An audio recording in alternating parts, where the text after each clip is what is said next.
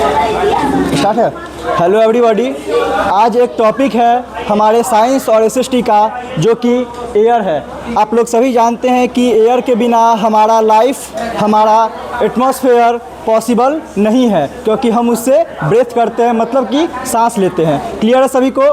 देखिए, एयर क्या है? एयर एक हवा है। Air is the mixture of gas that we breathe. Air क्या है? वायु का, हवा का मिश्रण है। क्या है? मिश्रण है, जिसे हम लोग सांस लेते हैं। सांस क्या लेते हैं? तो फिर सांस के माध्यम से हम ऑक्सीजन को लेते हैं और कार्बन डाइऑक्साइड को छोड़ते हैं। ठीक है, सभी को समझ आ रहा है? आगे देखिए, the moving air is called the wind. Wind इसे बोलते हैं जो मूव करता हुआ हवा है। मतलब क्या? जो चलता हुआ हवा है उसे हम विंड कहते हैं। विंड मतलब हवा, विंड मतलब हवा। क्लियर है सभी को?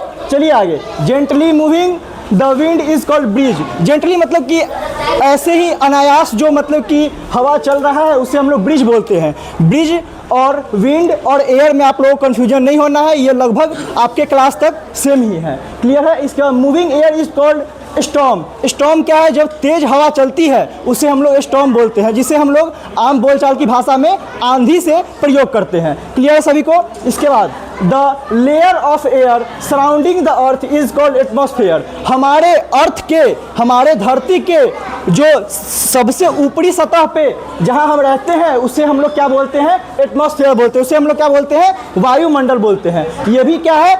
एयर से ही चलता है। क्लियर है? इसके बाद all the contents of a lot of dust, smoke and very tiny living organisms, जिसे हम लोग जीवित प्राणी बोलते हैं, आर कॉल्ड जर्म्स। क्या है यहाँ पे कि air also contains a lot of dust. Air क्या चीज़ को कंटेन करता है? डस्ट को। डस्ट मतलब धूल मिट्टी। ठीक है, एयर क्या चीज़ कंटेन करता है? डस्ट को, धूल मिट्टी को, स्मोक को, जिसे हम लोग क्या बोलते हैं? स्मोक को पता है आप लोग को? स्मोक को बोलते हैं क्या?